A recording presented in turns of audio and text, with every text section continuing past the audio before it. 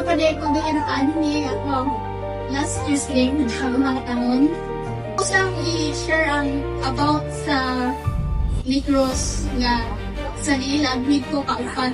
Inan ko sa doktor, sa emergency pa lang daan, nga ang akong sakit daw wala kayuhan. So, niingon din ko sa ako kagalingon nga, tao lang siya sa mga ako.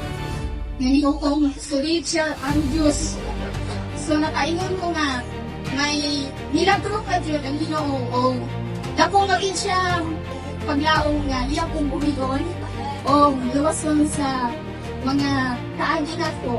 Nakaingon ko nga sa kuang kaagi, isang gisod ko lakat, nag-venture ko sa Pantalan, San Carlos, nag-isod ko bikang sa barko, kay tungod sa kahukom sa akong tiil, hantod akong iyan. Daghan na siguro nakakita itong last Tuesday nga as in sobrang yung mga as in damo dyan siya.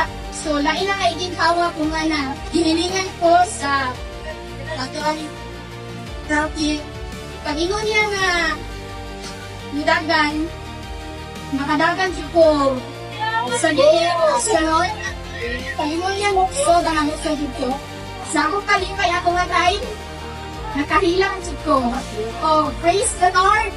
Karon, nakita na nga ko ang higit na ko nga kainuhan. Amen. So, akong iikuan sa Ginoo nga magpagamit sa niya. So, ako lang may kinangin.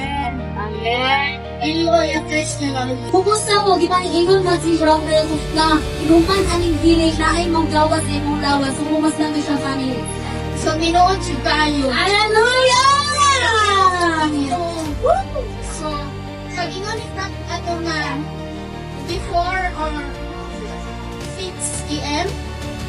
So, dahil siya nang gawa sa akong tiyan. Wow! Hallelujah! Yan siya. Ako kasi ato kayo. Naniyong Jesus. Ako siya tayo na. Akong kasi na itagaan ko niya ang water. So, mga sige na mag-spray. So, ganun nawala na siya. Hallelujah! So, Lord, i-channel. Thank you, Lord. Also follow our official Facebook pages. Jesus the Alpha and Omega Ministry. Prophetess Gretchen C. Jaus. Prophet Joe. If you want to connect with the prophet, just message this page and our staff will contact you. Shalom.